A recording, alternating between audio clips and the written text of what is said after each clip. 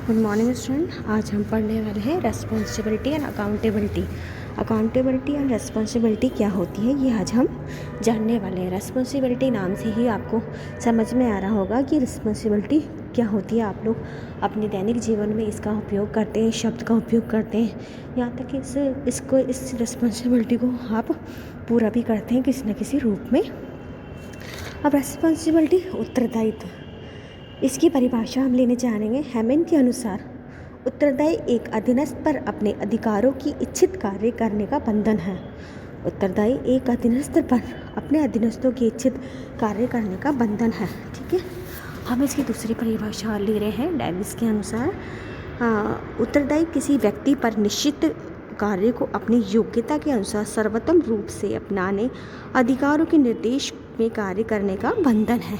तो ये दो परिभाषा यही बता रही है कि उत्तरदायी एक ऐसी जिम्मेदारी है जिससे किसी व्यक्ति पर किसी निश्चित कार्य को अपनी योग्यता के अनुसार उसे सौंपा जाता है और उसके द्वारा उसे निर्देश दिए जाते हैं और उसे कार्य करने के लिए उसे रिस्पॉन्सिबिलिटी दी जाती है। तो रिस्पॉन्सिबिलिटी अपने आप में बहुत ही बड़ा एक दायित्व है जिसे एक अधिकारी को पूरा करना ही पड़ता है।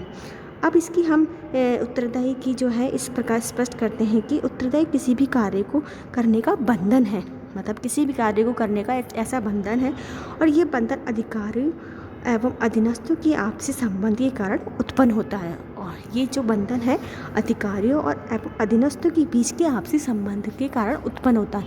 जो अधिकारी होते हैं, कर्मचारी होते हैं, उनके बीच में जो भी काम कराना पड़ता है उन अधिकारियों के द्वारा ही ये बंधन उत्पन्न होता है।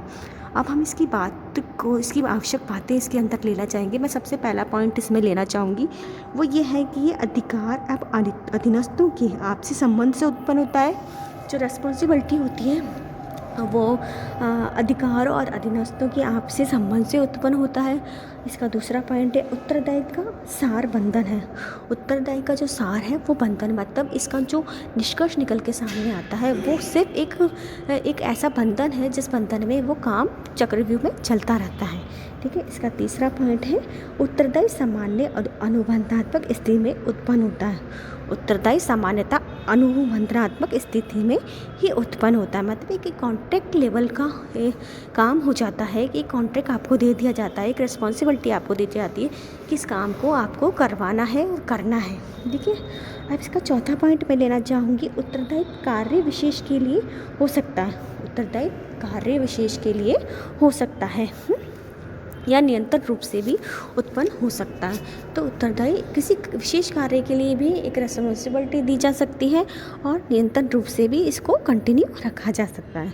इसका पांचवा पॉइंट है उत्तरदायित्व का हस्तांतरित नहीं किया जा सकता, मतलब रिस्पॉन्सिबिलिटी को आप ट्रांसफ़र नहीं कर सकता। अगर किसी अधिकारी को रिस्पॉन्सिबिलिटी उस संस्था के प्रति दी गई है तो उसकी ये जिम्मेदारी बनती है कि उस रिस्पॉन्सिबिलिटी को पूरी करे, ना कि वो अपनी रिस्पॉन्सिबिलिटी किसी दूसरे के पास ट्रांसफ़र कर दे कि नहीं ये काम आप करवा लेना या ये आप कर लेना। तो आप अपनी रिस्पॉन्सिबिलिटी को ट्रांसफ़र नहीं कर सकते हैं।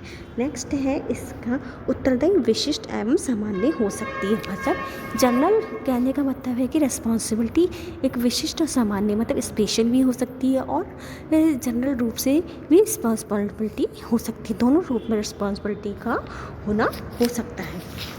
एंड सातवां पॉइंट है इसका उत्तरदायी का जन्म प्राधिकार का उपयोग करने से होता है। जो प्राधिकार होते हैं उसके द्वारा इसका उपयोग उत्तरदायित्व का होता है। तो ये मैंने आपको बताया कि रिस्पॉन्सिबिलिटी क्या होती है, कि रिस्पॉन्सिबिलिटी में क्या आवश्यक बातें होती है। रिस्पॉन्सिबिलिटी एक अधिकारी अधीनस्थों के बीच के एक इच्छित कार्य का बंधन है जिसे पूरा करना जरूरी होता है। अब मैं आपको इसका नेक्स्ट पॉइंट है अकाउंटेबिलिटी के बारे में बताऊंगी, जो हिंदी में बोलते हैं जवाबदेही। जवाबदेही से तात्पर्य किसी कर्मचारी या अधिकारी के उस उत्तरदायी से होता है। जवाबदेही से तात्पर्य किसी कर्मचारी या अधिकारी के उस उत्तरदायी से होता है जो किसी औपचारिक अधिकार को प्राप्त करने या उसका उपयोग करने से उत्पन्न होता है। दूसरे शब्दों में जवाबदेही किसी संस्था को अपने अधिकारी के प्रति वह दायित्व है जो अधिकार द्वारा उसे अधिकारों का प्रत्योजन करने के कारण उत्पन्न होती है। जवाबदेही की कुछ परिभाषा हम लेंगे। जवाबदेही की परिभाषा में सबसे पहले लेंगे एंथोनी के अनुसार जवाबदेही किसी वरिष्ठ को इस प्रकार का प्रतिवेदन प्रस्तुत करने का दायित्व है कि उसे दायित्व का कितना अच्छा निर्वहन किया जाता है। इसका दूसरा पॉइंट है रॉबर्टन अल्बानीज के अनुसार उनका कहना है कि जवाबदेही से आशय प्रबंधकी अपने निकटतम वरिष्ठ प्रति अपने उत्तरदायी के क्षेत्र के निष्पादन परिणामों के लिए उत्तरदायी हैं। इसमें तीसरी परिभाषा है मंडी के अनुसार जवाबदेही यह सुनिश्चित करने का कोई साधन है कि किसी भी व्यक्ति से जो कार्य करने से अपेक्षित है उसे कार्य को वास्तव में पूरा करता है अथवा उसे सही तरह से करता है।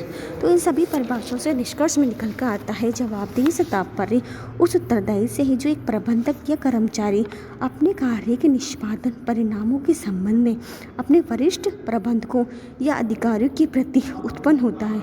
जवाबदेही उत्पन्न इसलिए होती है क्योंकि वरिष्ठ अधिकारी या प्रबंधक अपने अधीनस्थों प्रबंधकों या अधिकारी के कुछ अधिकारों का प्रत्योजन करता है, अतः वह अधीनस्थ उन अधिकारों के अंतर कुछ कार्यों का निष्पादन करते हैं तो उन सभी कार्यों को अपने वरिष्ठ अधिकारी के प्रति उत्तरदायी हो जाते हैं। तो इस प्रकार इस दायित्व को ही तकनीकी भाषा में जवाबदेही कहा जाता है। तो बच्चों अपनी बुक के अंदर रिस्पॉन्सिबिलिटी और अकाउंटेबिलिटी ज़रूर पढ़िएगा। आज के लिए इतना ही, धन्यवाद।